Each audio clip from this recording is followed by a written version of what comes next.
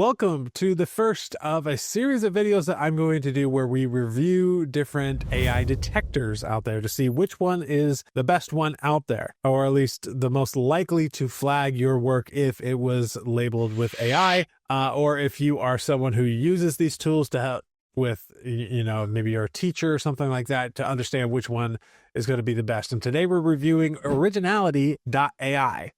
Which is one of the first ones that I ever saw, and it's the one that I've used in the past to kind of check my work to see, is it accurately finding the areas of my work that I did use AI for or didn't, that sort of thing.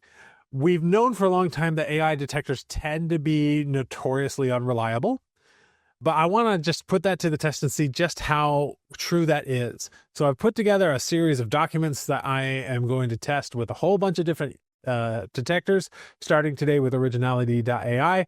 And if we look at this document I have here, I have a couple of different options. We have one that was pure AI written with, in this case, this is a fiction option. This was, in this case, written with Gemini 3. And then we have pure AI for nonfiction, which is written with a Claude model, and it's just a website that it's actually an article I generated. So I know it's fully AI. I might have tweaked it just a little bit here, but it's like 90% AI for sure. And then we have a chapter of my own work that has been heavily edited. It was written with AI originally, but it's been heavily edited not just by me, but also by a line editor. And literally, there's hardly a sentence of this chapter that hasn't been tweaked by one of the two of us. And so it's heavily edited, and so I wanted to see what that does. I would expect it to be somewhere in the middle, like 50-50 chance of being AI or something like that is what I would expect. Then we have a couple of human-written things, and I have modern work of fiction that's human-written. This is, again, some of my own work. We have some nonfiction here that I took from Kindlepreneur, and I know that this was human-written because I wrote it when I was working at Kindlepreneur. So I know that they're not using AI for this, and I also know Dave Chesson, like, he wouldn't write these things with AI. So yeah, so this is some nonfiction human-written. And then just for kicks, I put in a chapter from the Hound of the Baskervilles, the Sherlock Holmes, to see how it looked at older human-written things. And just for kicks, I also threw in some passages from the King James Bible to round it out. And then I'm assembling all of the results for this in a spreadsheet so we can compare with other models as we go along. So first of all, let's look at Originality.ai. If we go to their main page, you can see that they pride themselves as being the most accurate AI detector. They even claim to have been in third-party studies having been identified as the most accurate AI detector. That remains to be seen from our own little study that we're going to do here. But if that's true, that there are third-party studies that have identified it as the most accurate AI detector, then, that's a good thing for them. One of the things that I really like about Originality.ai is that they have a pay-as-you-go option. You don't have to pay the monthly or annual fee. You do get credits for a little bit cheaper if you are on a subscription, but I would say unless you are one of those people that uses this sort of thing regularly, like as part of your daily workflow, I would not do the annual or monthly plans. I would just go with the pay-as-you-go plan, which for this is $30 a month, 3,000 credits, which gives you essentially, that's about 300,000 words that it will check with those $30, at least for AI detection, right? And it gives you a bunch of other stuff that it goes through here that I won't get into at the moment. But this is probably what I recommend for most people who want to use this just to check things on occasion. I put $30 into this a while ago. I've actually used this tool in the past. I put it in a while ago, and I'm still using those $30 like months later. So definitely, even though you do get more credits per dollar here on this pro plan, for most people, that won't be necessary. All right. So, all right, let's go into this software here and take a look. So I ran all of my checks, all of those different chapters through this thing, and let's take a look at what they look like. So what you do is you just essentially copy your text into this. In fact, let's go ahead and go to a new scan. You name your scan here, whatever you want, and then you copy your paste copy and paste your text into here. Quick pause. If you're tired of the one-line magic prompts, I've got you. Join the Story Hacker AI waitlist at the link below, and I'll send you my real prompt pack, the multi-hundred word prompts that I use for full books. Click the link, drop your email, get the pack.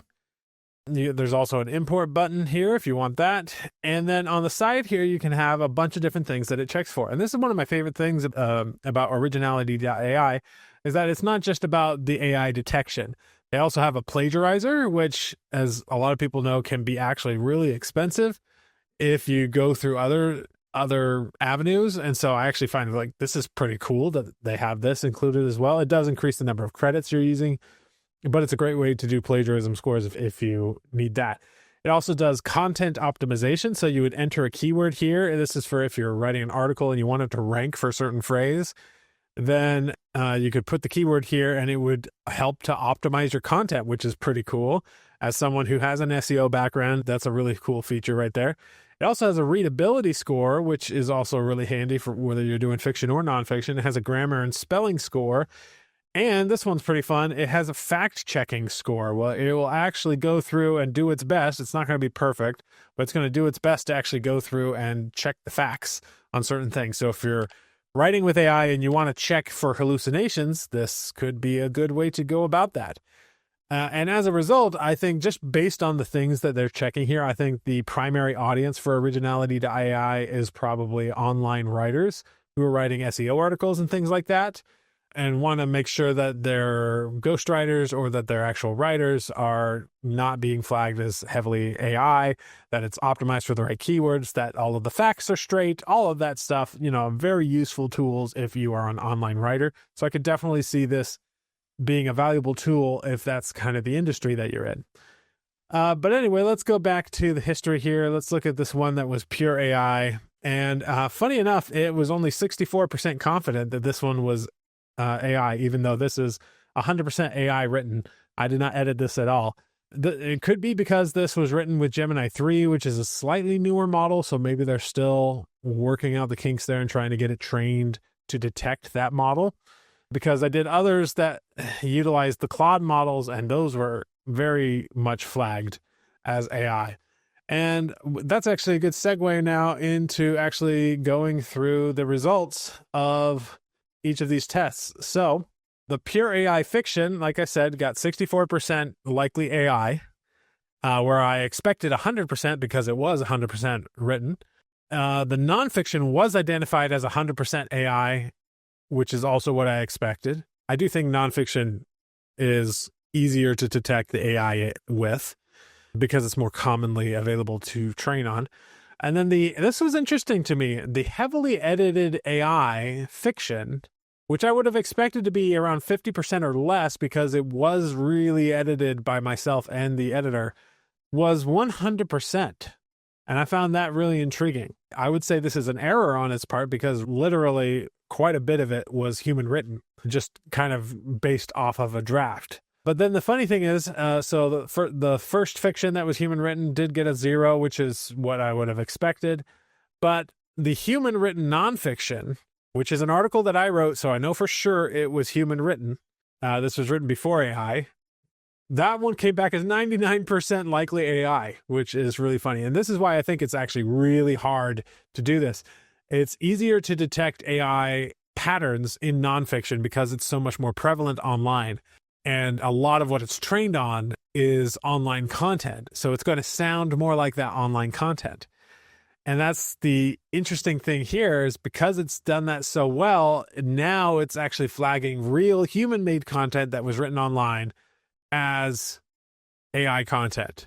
So that was really interesting to me that it flagged what was 100% human written as 99% AI. Interesting to me. And then for the Sherlock Holmes, it came back with 1% possibility of being AI, which of course it wasn't. So that's about right. And the Bible also came back as 0% AI, which is also correct. My final notes on this particular tool is that I do like the pay-as-you-go structure. I also like the other ways to score a document, like the plagiarism, content optimization, readability, grammar and spelling, and fact-checking. And I think this is best for online writers who are optimizing articles. So those are my total thoughts on Originality.ai. Let me know in the comments if there's another AI detector that you want me to cover, and I will be sure to get to that in a future video. And in the meantime, I will see you in the next one.